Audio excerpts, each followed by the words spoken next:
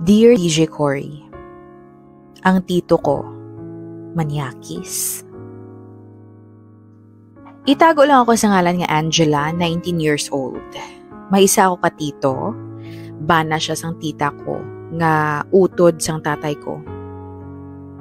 Liwaton ko, may tito ako, nga bana sang tita ko, nga utod sang tatay ko. Isa ka adlaw, samtang nagailis ako, nadakpan ko ang tito ko nga ginalingling ako. Nagpalangurog ako sadto sa sobrang akahadlok. Wala ko anay nag-react. Ginsugid ko kay mama ang natabo. Sa sobra ko kakaakig, nanugid ako. Tapos nagdiretso ako sa barangay hall nga lapit sa amon. Kaso, sakto, holiday ato, gani sarado ang barangay hall. Nagbalik ako sa amon, kag didto ako nagpautwas ang nabatsyagan ko. Halos magwaras ako sa sobrang kaakig sa tito ko. Ginhambal ko sa tanan nga tawo sa amon nga nanyakis ang tito ko. Ginlingling niya ako. Kag syempre, as expected, wala niya ginako ang ginhimo niya. Nagpalusot siya. Hambal niya, ginakayo niya kuno ang antena sang TV nila. Bali ang balay abi namon isa ka plywood lang ang nagapatunga. Kag dito sa kwarto namon may dako nga giha sa may pader nga lapit sa atop. Sang adlaw nga ato, nagkadto ako sa iban nga barangay hall. Tapos ginpa-blotter ko ang tito ko. Ginpasulat ako sang letter kung diin ginpasaysay sa akon kung anong natabo, kung anong ginhimo sa akon sang tito ko.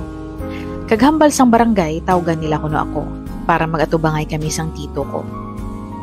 Galing, pila ka semana nang nagligad, wala gihapon sang may nahimo nga aksyon. After matabo ang insidente nga ato, wala ko anay nagstay sa amon. Ginpapalayo anay ako sang nanay ko, kag ang tatay ko naman, wala gid sang kalibutan sa mga natabo sa akon. Tungod kay hindi ko kuno pwede isugid sa iya. Amo nang hambal sang nanay ko sa akon. Kung isugid ko kuno kay tatay ko, basi mapatay kuno sang tatay ko ang tito ko nga ato. Gani gintandaan ko ang ginhambal sang nanay ko sa akon, kag ginpati na lang. Nga hindi na lang anay pag isugid sa tatay kong natabo sa amon sang tito ko. Sa tuod lang, ang rason kon nga apwerte ang kaakig ko. Tungod kay hindi atong una nga beses nga naghimo siya sang kabastusan sa akon.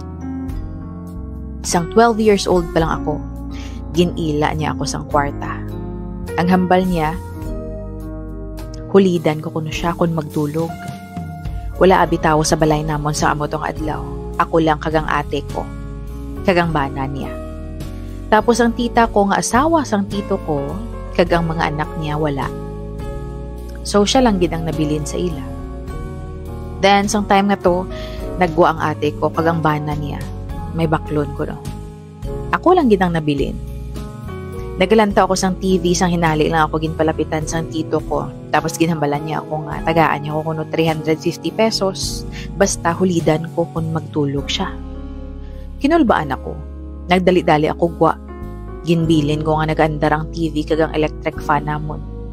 Sang gabi nga ato wala ako anay nagtulog sa amon. Dito ako sa church namon nagtulog. Kag nasundan pa ato. One time, samtang nagatulog ako sa sala, upod ang best friend kong agi. Hinali lang, nagwa ang tito ko sa kwarto nila. Nagpalapit sa akon. Abi niya guro muok ng tulog ko. Pero nakita ko nga amat-amat niya nga ginakakasang habol ko. Nagpakuno-kuno ako nga nagkakatulog. Kuno abi naghulag ako. Kag didto na siya naghalin. Gintry ko nga isugid sa nanay ko sadto kung anong natabo. Ginsugid ko man sa tita ko, pati sa lola ko. Pero hindi sila tanan magpati sa akon. Ang tito ko, permi lang may palusot. Gani ari ako subong na puno na. Hindi ko pwede mapalampas ang bagay nga ini. Sa subong, ginpalayas ako sang nanay ko sa amon, kay nagsabtanay kami. May party sa ila nga wala gid nagapati sa akon. Kasakit lang gid, DJ Cory, kay pilit nila nga ginapatihan ang manyakis ko nga tito. Ultimo ang tita ko, kag iban ko pang mga tita akig sakon. Ako pang malain subong. Kag tungod na batsyagan ko nga hindi fully convinced ang nanay ko sa mga ginpanugid ko sa iya, ginsugid ko na sa tatay ko. Ang ginhimo sa akon, ang mga ginhimo sa akon sang ngiyakis ko nga tito. And one time nakita ko sila nagaistorya. Ako naman sikreto nga namati. Kadamo sa ila sang ginahambal. Ang tito ko ginabilog niyang ulo sang tatay ko para hindi ini magpati sa akon. Ang hambal niya base nagsala lang ko kuno sa nakita ko.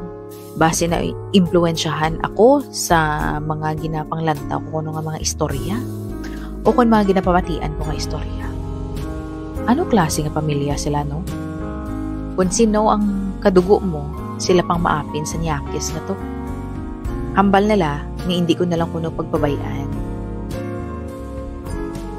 Kay kung maglaptap ako, no, kahuluya sa mga tao.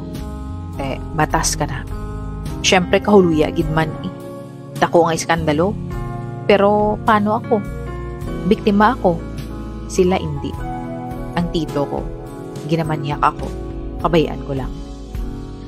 Wala na ako kabalo kung anong himuon ko. Halos tanan sila akig sakon. Tungod lang sa ginapakigbato ko ang kinamatarong ko. DJ Cory, malain bala kung ipakigbato mo ang kawalingon mo? Honestly, hindi ako kaintindi. Ako nang biktima. Ako pang malain. Kung ikaw ang ginabastos, mahipos ka lang. Mabaton ko pa siguro kung hindi gid man hungod, kag kung kaisa lang natabo. Pero pila ka beses niya nga ginhimo ato sakon. Sa tuod lang, do gusto ko nalang magpakamatay. Para hinulsulo sila kag konsensyahon hasta sa kamatayo nila. Kag feeling ko, wala man sang may nagapalangga sa akon eh. Feeling ko, hindi pamilya ang pagtrato nila sa akon. Galing, kadako lang gid sang kahadlok ko sa Ginoo para himuon nila. Ginoo na lang siguro ang kaapin ko. Kag ang witness ko, kay siya ang makakita sang tanan. Hindi ko gusto nga pati ang Ginoo maakig basakon. Nga asobra ka unfair sang kalibutan sakon man. Nga kinahanglan pa sang klaro nga ebidensya para mapreso ang may sala. Kinahanglan gid bala nga sila mismo ang makaakto sa pagpangbastos sang tito ko sakon. Grabe ang hibubunot ko sa pamilya ko subong.